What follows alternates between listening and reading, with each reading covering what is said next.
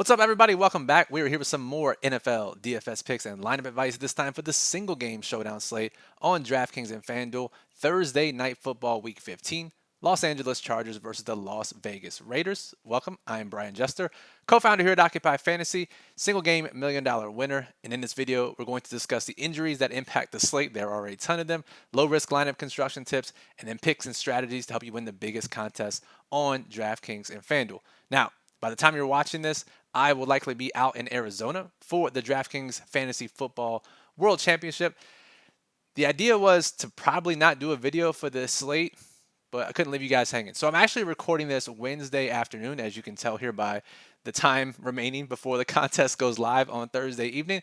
So don't have the full information on who's going to be available and who's not, but don't worry. I'll run through all the situations for you, and we'll discuss how this game environment looks from a high-risk perspective, because it's eerily similar to last Thursday's game, Patriots and Steelers. And while that didn't work out for the strategy we laid out in this video, it doesn't mean we're not going to go back to them, assuming the total stays where it is. So let's talk about these injuries really quickly and how we can take advantage and how it impacts our lineup. So we'll start on the Chargers side. Justin Herbert placed on injured reserve today with that fractured finger, underwent surgery. He is out for the remainder of the year. Easton Stick will draw the start. Played a ton in preseason DFS. If you played the backup, a couple preseason slates where Stick was expected to just play the first half and he ended up playing the whole game, you know very well who Easton Stick is. And hasn't played a ton in his time in the NFL, but I would say somewhat capable. I don't know if he would be Jake Browning level, who's turned out to be pretty excellent so far in his short stint, but not a complete dud, not a guy who has absolutely no chance like Tim Boyle, a guy who can probably move the sticks a little bit. So he'll start today, on Thursday. And his price is elevated because this information was either likely or known because of Herbert's finger injury, and he left the game on Sunday. So he is 9,400 on DraftKings, a reasonable quarterback price on FanDuel. He is 13,000, so pretty cheap, on the cheaper side, I would say. So just keep that in mind. Now, we also got word about an hour ago, as I'm recording this afternoon, that Keenan Allen will be out. Did not practice all week with that heel injury. Not much going on with the Chargers' postseason plans, so Keenan Allen will be out. That leaves a massive hole in usage. Now, again, this is a lower ceiling offense without Justin Herbert, but a massive hole in usage for Keenan Allen. Now, they did activate Joshua Palmer from the injured reserve this week. You remember he was on the IR with a knee injury, was out a few weeks. He will be coming back. So the top three receivers for the Chargers will be Quentin Johnston, who everyone loves. It will be Joshua Palmer. And then it will probably be Alex Erickson, who, just 1K by the way. If you look at snaps run last week, I'm pulling my notes up on my side, Quentin Johnston ran 48 routes for the Chargers, as did Keenan Allen. Alex Erickson ran 33. Jalen Guyton ran just 14. Darius Davis, who's been a showdown darling a couple times so far this year, did not play an offensive snap, was just used on special teams. Not sure why. But with Joshua Palmer back, we would expect him to basically slide into Alex Erickson's role if Keenan Allen was healthy. Now we just expect this to be a jumble of these three guys. Head coach Brandon Staley said, yes, Palmer will return, but do not expect a full complement of receiver snaps. Obviously, that could be a very wide range of what he means there, but maybe not every down role for Joshua Palmer right out the gate. So we have Erickson, we have Quentin Johnston, we have Joshua Palmer, and then we also have Jalen Guyton bringing up the rear here with 14 snaps last week. So guys who are going to see the field a ton, Alex Erickson could be second in snaps at receiver for the Chargers, and he is just 1K. Guyton will see 15 to 20 snaps. He is $1,400. Quentin Johnston will be the number one wide receiver by default. He is $5,400. And then Joshua Palmer, activated off IR, probably a little overpriced, but again, with no opportunity, with all the opportunity missing with Keenan Allen, tons of opportunity available at $6,200. So all the most expensive Charger receiver is $6,200. That is crazy. Let me see here. Anything else we need to discuss on the Charger side? Donald Parham is questionable. Let's scroll down. $2,800. Limited practice all week. We expect him to play. If we look at routes run last week for the tight end position for the Chargers, Gerald Everett dominated. 34 routes, just 11 for Parham. So, maybe a punt play, low-owned, differentiator in high-risk contests. But Everett's the guy, and Everett honestly gets a boost as well with Keenan out of the lineup, as does Austin Eckler, who there were reports last week pregame that they were going to ride the hot hand and Maybe that meant less work for Austin Eckler as he's been ineffective since that ankle injury. Just 10 carries, but saw the 7 targets. And historically, he has seen a really nice target share when Keenan's been out of the lineup. So expect that once again. And it's not like the other backs got that much more work. Let's scroll down and I'll show you their stat lines from last week. So 10 carries, 7 targets for Eckler last week. As we scroll down, Isaiah Spiller, 6 carries, but no targets. So it got some decent rushing work. And then the other one is Joshua Kelly, who is randomly $6,800. He only got 3 carries. So more work for Spiller last week. Kelly completely overpriced here. But Eckler, you figure 17 opportunities compared to just 6 for Spiller, 3 for Joshua Kelly. Eckler still in a dominant workhorse role. And in a low total game with Keenan out of the lineup, should get more work even on Thursday night. Their cornerback, Dean Leonard, is out once again. We saw Courtland Sutton catch a long touchdown against them last week. So just more positive news for Davante Adams, who, by the way, this is a great transition into the Raiders injury news, is officially questionable on the injury report. Did not practice today, Wednesday, with an illness. Generally, we see guys take off with an illness and they're fine the next day or in a couple days. So tentatively, we expect Davante Adams to play. God forbid he's out as well. Jacoby Myers would be the easy #1 wide receiver option on the slate at $8,600. If we look at snaps last week, the wide receiver 3 now is Hunter Renfrow. He was buried earlier in the season. Let's scroll down here. Renfrow, 4K, ran 22 routes last week. Trey Tucker, who was getting all the work before the coaching change, ran just 2 routes. DeAndre Carter just 1.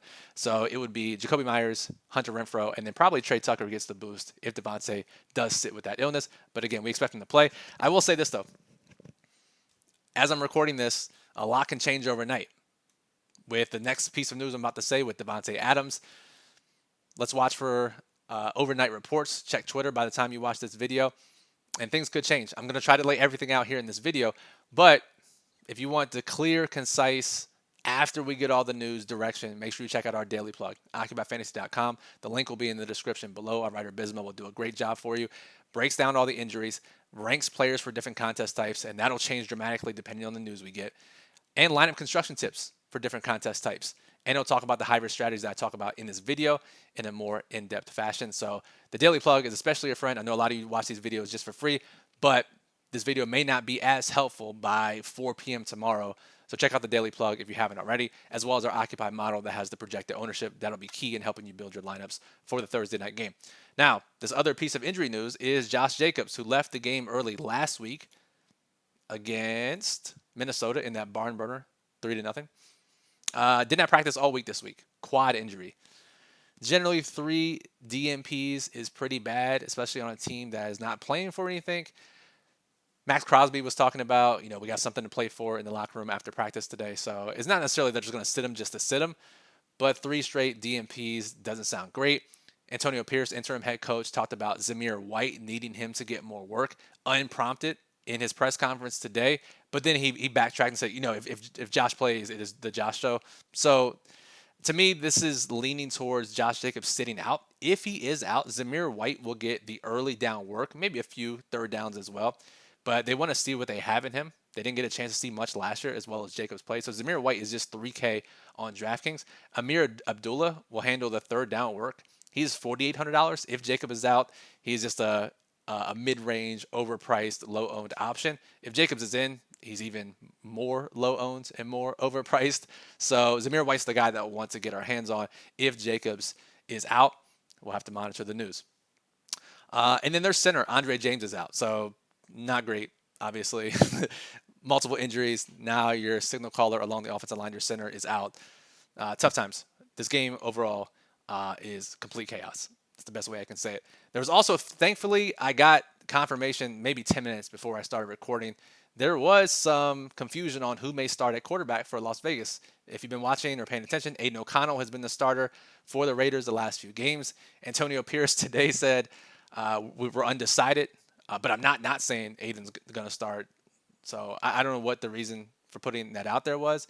Jimmy G maybe was going to draw the start again. Adam Schefter clarified, however, his source says that Aiden O'Connell will continue to start. If that does change, we expect Aiden O'Connell to start as of Wednesday afternoon. But if you're watching this and we get news that Jimmy G is starting instead, he is the min price for a backup quarterback, 6K on DraftKings, and he is also the min price on FanDuel. So if you want complete chaos, if you're an absolute fan of the most chaos possible, Jimmy G is 5K on FanDuel. root for that outcome but it sounds like Aiden O'Connell will draw the start. So that was a lot. So I'm going to take my water sip a little earlier than usual. All right. Let's talk about low risk contests. 50-50s, double ups, head to heads. Just have to beat half the field to double your money. It can't be simpler if the news breaks as expected. So we play both quarterbacks. Aiden O'Connell, Easton Stick. Now, just a reminder, the Raiders are 2.5-point home favorites here, total of 34-ish points. We can play Austin Eckler. If Josh Jacobs is in, we play Josh Jacobs. If he is out, we easily play Zamir White, 3K. Cool. If Devontae's in, we could play Devontae. We could play Alex Erickson in this sense if we wanted to. Different ways we could play this. However, this is a low total game. We probably want at least one defense. Raiders would not be a bad option here. So these four guys, if Jacobs is out, if he's in, you can still fit him in as well. Maybe go with a cheaper captain.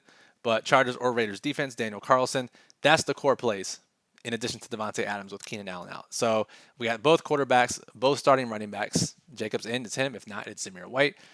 And then both defenses and or a kicker. There are different ways to play it, but that is your core of the top plays for this slate. Now, if we go over to FanDuel, the top price player is Justin Herbert. He is out. The next top price player is Keenan Allen.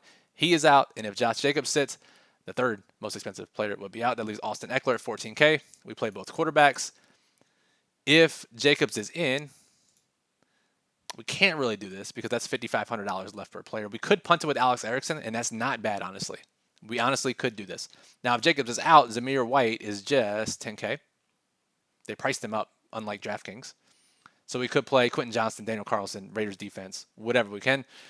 Jacobs' availability will impact, obviously, how you build low-risk lineups on both sites. But another clear core with the absences of Justin Herbert and Keenan Allen, and potentially Josh Jacobs. So there's your core guys. Now, if we talk about high-risk contests, I'm not going to go super deep here because we covered a lot of what the strategies are for this game in last Thursday's video. And I'll put the link somewhere up here. You'll see it flash up. If you can't find it or it doesn't appear or you can't click it for some reason, just go to our channel here on YouTube, go to our videos tab, look at last Thursday's video. Steelers and Patriots made all these charts, all kinds of edges to be had. The game flies over the total and all the charts become irrelevant. All of our strategies go down the drain. But that doesn't mean we throw them away. Just because the results weren't what we wanted, it doesn't mean the strategies weren't correct. The field still played as much salary as they could. Ownership was condensed even more and where we expected, and people didn't play it as if the game had a 30-point total. Your opponents didn't do that, and they're not going to do this Thursday night they're not going to with a total of 34 points. So go watch that video for the in-depth high-risk breakdown. Again, this will be in the daily plug as well. But just to recap the 3 high-level points of when we have a low total game. And again, for those of you who missed last week's video, I looked at all the games whose results scored less than 30 points, less than 37 points. And if this game has a total of 34 points and it's around that total, God forbid it goes under the total with these two quarterbacks, then those strategies will apply in an extreme fashion. So if we go to DraftKings, this is what the field's going to do, right? They're going to play this low-risk variety. And then they're going to play Devontae. And then they're going to play whoever. They're going to play, despite what history tells us, they're going to play as much of the quarterbacks as they can in high-risk contests. Now, in low risk, you should. But in high risk, one of the top reasons that we find edges is that 0 quarterback lineups and 1 quarterback lineups are way more optimal at a higher rate than they are on normal slates. And that is games with 30 or 37 or less points scored in total. 0 quarterback, 1 quarterback lineups, way more likely than a normal slate with any total. Next, salary usage drops dramatically, 1,000 or 2,000 more than normal. And again, go look at the charts in the video or in the daily plug. Use less salary on this slate because, as I said, Joshua Palmer, most expensive receiver. But if he doesn't play full snaps, he can be outscored by Alex Erickson at 1K. That's $5,200 difference. Same with Quentin Johnston, right, who hasn't been productive whatsoever, but will be the number 1 wide receiver. So at $5,400 number 1 wide receiver, will the production follow? Who knows? But if he's the number 1 and gets the work, he can outscore everyone, and he's only $5,400. Zamir White, if Josh Jacobs is out, 3K. Can the starting running back on the home favorite team be the highest scorer player on the slate? In a vacuum, the answer is an easy yes. He's 3K, 10K on FanDuel. Obviously, that would leave a ton of salary if he's the optimal. So completely ignore salary tomorrow in your high-risk contest. You're going to make lineups, if you follow the strategies in the Thursday video and the daily plug, that leave tons and tons of money on the table. Understand that the field will not do that, even though it is more optimal to do so in lower scoring game environments like we expect and like the Vegas betting markets expect this game to be. So 0 quarterback lineups or 1 quarterback lineups, more salary left over, and then obviously more defenses are being used. 1 defense or 2 defenses are present at a much higher rate in lower total games than they are in higher total games. So those are 3 cores. Again, go back to the video last week, Patriots and Steelers, in-depth explanation. Honestly, the strategy does not change as much for this game. It still is that gross. And honestly, it wouldn't surprise me to go way under the total given how these 2 teams are trending, who's starting at quarterback, and who is missing at the skill positions on both sides. So that'll do it for this video. Again, sorry we couldn't get a more in-depth video out, travel and all that stuff. So content schedule for this week: Friday night UFC live stream, Friday night, Saturday 3-game live stream with Jack Short Slate Crusher, Sunday morning main slate live Q&A with me and Moose live from Arizona. So make sure you check all that out. Just subscribe to the channel here on YouTube. The schedule was funky this week. Believe me, it is crazy for me as well. We will be having a hectic schedule for the next 4 days. So we're trying to get content out to you as best as we can. Just subscribe. You'll get notified when it's out there. Believe me, the quality won't drop just because I'm competing for $2.5 million on Sunday live in Arizona. Daily plug will be your friend for this slate. If you're not already, $7 a week. For those of you who just watch these videos, you've never subscribed to OccupyFantasy.com, just give it a shot. $7 a week. Go read the plug. It'll help you more than this video probably will on this particular slate. So, Brian Jester for Occupy Fantasy, thank you for listening. Obviously, won't be around to monitor comments. You can certainly comment below. Maybe I'll check back in sometime tomorrow afternoon once we land and get settled in. But your best way to get questions answered will be through our Discord server, OccupyFantasy.com/Discord. Link is in the description. So, good luck in this Chargers and Raiders showdown slate.